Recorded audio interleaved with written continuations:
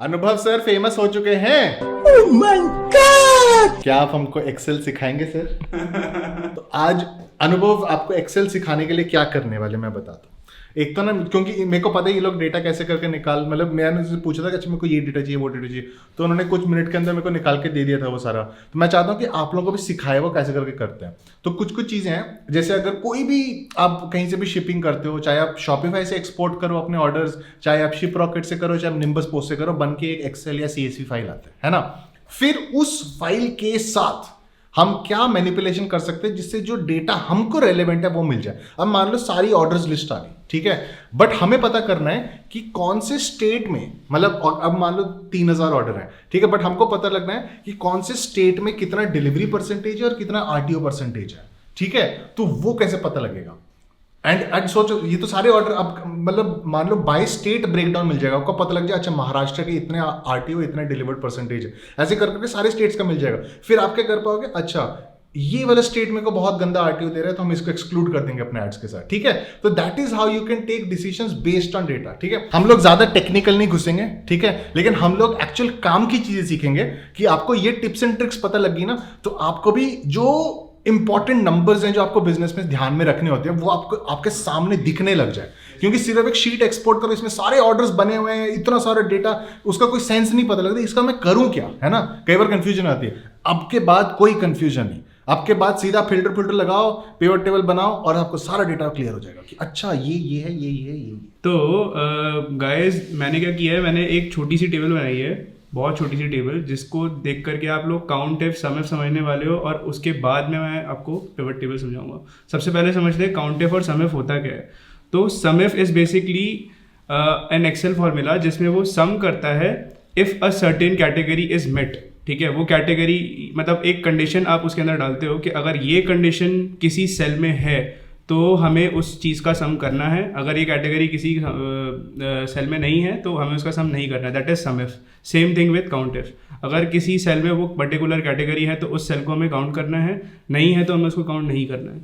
तो sum F करते हैं। सम एफ में बाय द वे दो फॉर्मूला होते हैं, सम IF और IFS। IFS प्लूरल, मतलब उसमें आप मल्टीपल कैटेगरीज डाल सकते हो, तो IFS ही यूज़ करना बेसिकली, ठीक है। सम रेंज इज बेसिकली हमें इस क्वांटिटी से क्वांटिटी का सम करना है, ठीक है। मैंने एक बेसिकली एक मान लो एक सेल शीट बना दी जिसमें हम 3 SKUs बेच रहे हैं, बॉटल, लैपटॉप और जैकेट, और काफ़ी सारे स्टेट्स में बेच रहे हैं, महाराष्ट्र, गुजरात, ये सारे स्टेट्स आपके स्क्रीन पे मेंशन है, ठीक है। तो सम रेंज हमने ये डिफाइन कर दी है। क्राइटेरिया रेंज हमने डिसाइड करा है, फॉर एग्जांपल बॉटल, ठीक है। हमें SKU वाले कॉलम में क्राइटेरिया देखना है, ठीक है। अब वो क्राइटेरिया होगा क्या, वो क्राइटेरिया होगा BOTTLE, मैंने यहाँ पे टाइप किया है, ठीक है। तो just to explain it again, BX5 से लेकर के BX16 तक ये सम करेगा। सम कब करेगा, जब BV5 से लेकर के BV16 तक उसको बॉटल मिलेगा तब वो सम करेगा। And now we hit enter, तो इसको मिला 9, ठीक है। अब वेरीफाई करते हैं, 2, 3 और 4 इनका सम यहाँ पे 9 आ रहा है और हमारे फॉर्मूला में 9 आ रहा है, तो ये होता है सम एफ, ठीक है। अब अगर मैं इसको चेंज करके लैपटॉप करता हूँ तो 26, ठीक है।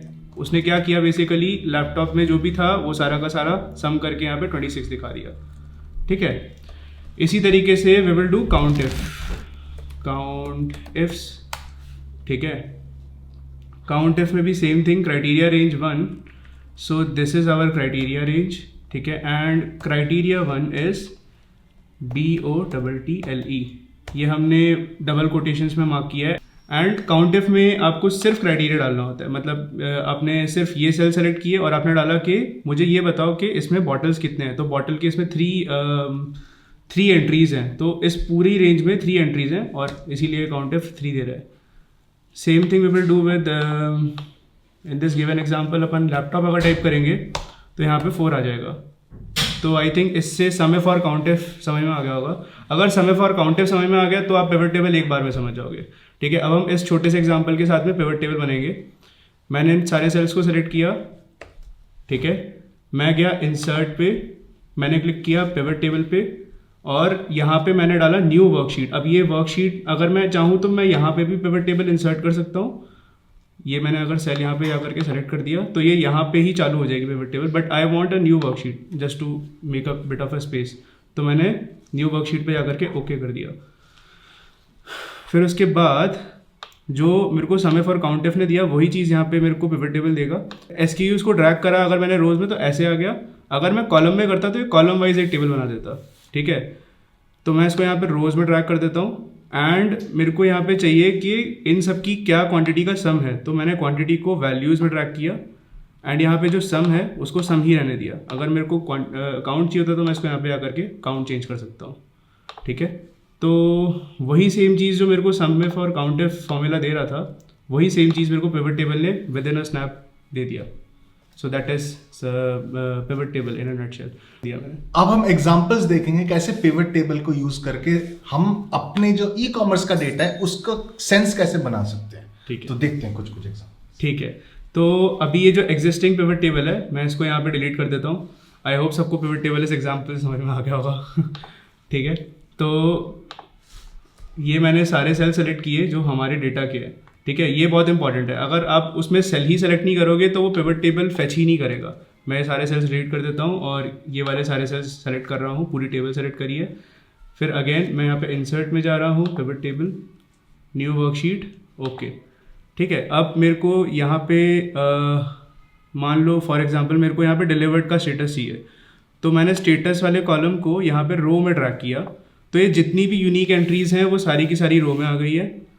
उसके बाद में मेरे को क्वांटिटी चाहिए, तो मैंने क्वांटिटी को ड्रैग करके वैल्यूज़ में कर दिया, और ये वो सारे ऑर्डर्स हैं और उनका सारा स्टेटस का काउंट है जो कि हमने पिछले महीने में करा है। सो यही है पिवट टेबल्स। तो अब हमने एग्जांपल करके क्या क्या करना है। एक तो करना है कि कौन से कुरियर के कितने डिलीवर्ड और RTO। मेरे को सिर्फ 2 स्टेटस से मतलब है, एक तो कितने डिलीवर हुए, क्योंकि बाकी सारे स्टेटस तो ऑलरेडी हो गए होंगे। अपने को सिर्फ RTO डिलीवर्ड या फिर डिलीवर्ड, कितने RTO है कितने डिलीवर है वो मेरे को चाहिए पर कुरियर। वो कैसे कर सकते हैं? ठीक है, तो ये मैंने फाइनल टेबल एक बना ली है। अब इसमें हमारे को कुछ नहीं करना है, ये सारे सेल्स को सेलेक्ट करना है, इंसर्ट। ये शिप रॉकेट का ही एक्सपोर्टेड डेटा है बाय द वे, इसमें हमने कुछ सेंसिटिव इन्फॉर्मेशन हाइड करी हुई है, ठीक है। अब यहाँ पे मेरे को ड्रॉप करना है स्टेटस, तो मैंने स्टेटस को रोज़ में आकर के ड्रॉप कर दिया, तो सारे स्टेटस रोज़ में आ गए, ये रोज़ के अपने हेडर्स बन गए। अगर मैं इनको कॉलम्स में करता तो ये कॉलम वाइज टेबल बन जाती, बट हमारे को यहाँ पे रोज़ में चाहिए क्योंकि ये थोड़ा सा ईजियर हो जाता है हमारे लिए अंडरस्टैंड करना। एंड उसके साथ में हमारे को चाहिए क्वांटिटी, तो हम किसी भी इन कॉलम्स का यहाँ पे ड्रैग करके काउंट ले सकते हैं, या फिर हम क्वांटिटी का भी काउंट ले करके हम वो कर सकते हैं, क्योंकि क्वांटिटी बेसिकली हमारे को इसीलिए सही रहेगा क्योंकि किसी ऑर्डर में मान लो 2 क्वांटिटी गई है तो वो यहाँ पे 2 में आ जाएगा। तो प्रोडक्ट क्वांटिटी को हम ऐसे वैल्यूज में ड्रॉप करेंगे और उसका यहाँ पे काउंट कर देंगे। अगर हम यहाँ पे सम करेंगे तो वो हर एक ऑर्डर में अगर 2 क्वांटिटी भी शिप गई है तो उसको डबल में ले लेगा, एंड अगर हम उसको काउंट करेंगे तो वो ईच एंड एवरी सेल को काउंट करके यहाँ पे हमारे को उसका क्वांटिटी दे देगा, ठीक है। तो ये हमारे कैंसल्ड ऑर्डर्स और डिलीवर्ड ऑर्डर्स सबका एक एक काउंट है, तो ये हमारा स्टेटस का अकाउंट है। नाउ अगर हमारे को सेम चीज़ कोरियर वाइज करनी हो तो हम यहाँ पे कोरियर के कॉलम को सर्च कर सकते हैं, कोरियर कंपनी, राइट।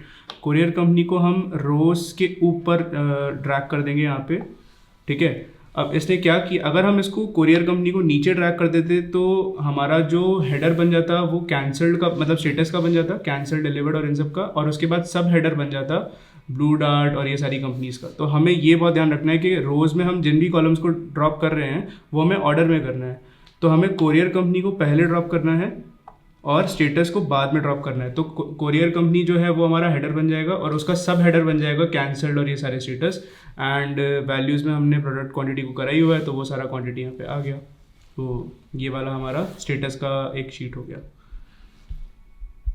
ठीक है। तो गाइस मैंने ना एक बहुत लंबा सा फॉर्मूला बनाया है। अब ये बेसिकली एक नेस्टेड फॉर्मूला है। मतलब नेस्टेड फॉर्मूला क्या होता है, फॉर्मूला के अंदर फॉर्मूला के अंदर फॉर्मूला के अंदर फॉर्मूला, ठीक है।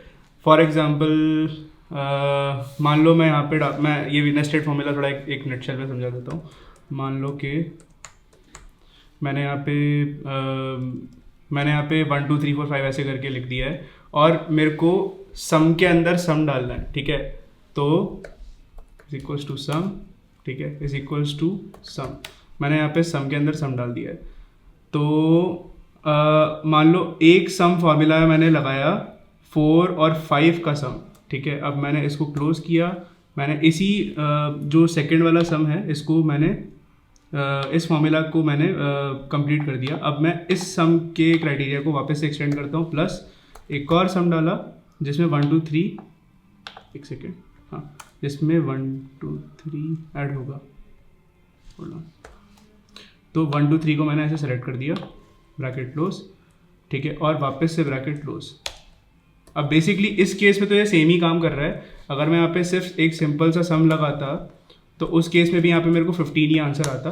बट कई बार क्या होता है कि नेस्टेड फार्मूला में जब हम अलग अलग फार्मूलाज लगाते हैं तो वो इंडिविजुअल फार्मूला एक इनपुट देता है बाहर वाले फार्मूला को, ठीक है। और जब वो बाहर वाले फार्मूला को एक इनपुट देता है तो उसके बेस पे हम एक्सेल में काफ़ी सारी चीज़ें कर सकते हैं।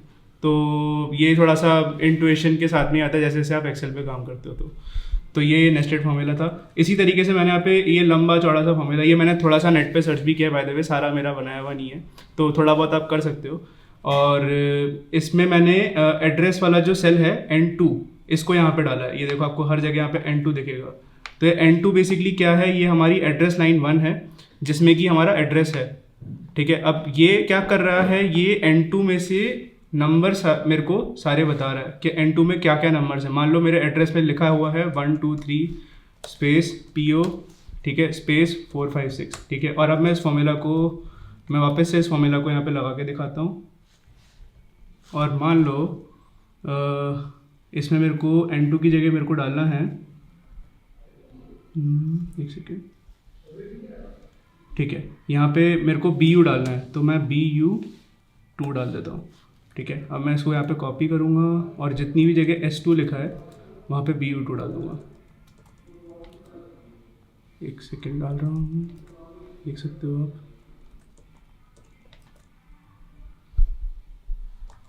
और ये मैंने यहाँ पे BU2 डाल दिया है और एंटर कर दिया। तो यहाँ पे देखो 1 2 3 PO 4 5 6 लिखा था, लेकिन यहाँ पे आ गया 1 2 3 4 5 6 जुड़ा हुआ। तो इस तरीके से पूरा का पूरा यहाँ पे रेडी है। अब मैं इसमें क्या करता हूँ, अब बेसिकली शिपरॉकेट में होता क्या है कि जितने भी हमारे पास में एड्रेसेस आते हैं, यूजुअली जिनमें हाउस नंबर होता है, हम उनको वेरीफाई इतना फोर्सफुली नहीं करते हैं। हम मतलब उनको ये देख लेते हैं कि उसमें हाउस नंबर है और बाकी एड्रेस करेक्ट है, तो हम उस ऑर्डर को शिप कर देते हैं। बट जिसमें हाउस नंबर नहीं होता उसमें हमारे को वेरिफिकेशन की ज़रूरत होती है, या हम उसको कई बार अगर हमारे को फ्रॉड ऑर्डर लगता है या लगता है कि थोड़ा फिशी है तो हम उसको कैंसिल भी कर देते हैं। तो सेम थिंग हम यहाँ पे करते हैं। अब ये फॉर्मूला में जहाँ जहाँ पे भी नंबर आ रहा है, दैट मीन्स उस एड्रेस में किसी भी तरीके का नंबर है, मे बी पिन कोड है या हाउस नंबर है या प्लॉट नंबर है, तो हम उन एड्रेसेस को यहाँ पे फिल्टर में सेलेक्ट नहीं करते हैं। हम यहाँ पे सिर्फ 0 वाले को सेलेक्ट करते हैं। ये फॉर्मूला 0 तब दिखाता है जब उस सेल में किसी तरह का कोई नंबर नहीं है, ठीक है, या फिर उस सेल में 0 है तो भी, तो हमें 0 सेलेक्ट करना होता है, ओके करना होता है, और फिर हम एड्रेस वाला जो सेल होता है, अभी मैं यहाँ पे दिखा नहीं सकता एड्रेस वाला सेल, बट जो एड्रेस वाला सेल होता है हम उस पर एक बार एड्रेस चेक कर लेते हैं, उसको हम गूगल पे सर्च करते हैं, उस पिन कोड को भी। अगर वो हमें लगता है कि वो बिना हाउस नंबर के वो सही एड्रेस है तो हम उस पर शिप कर देते हैं, अदरवाइज हम उसको कैंसिल कर देते हैं। तो ये हमारा एड्रेस वेरिफिकेशन का प्रोसेस है। तो गाइस, आई होप आप सबको ये वीडियो पसंद आया होगा। नीचे कमेंट सेक्शन में बताना अगर अभी भी कुछ डाउट हो तो, और अगली वीडियो में मिलते हैं।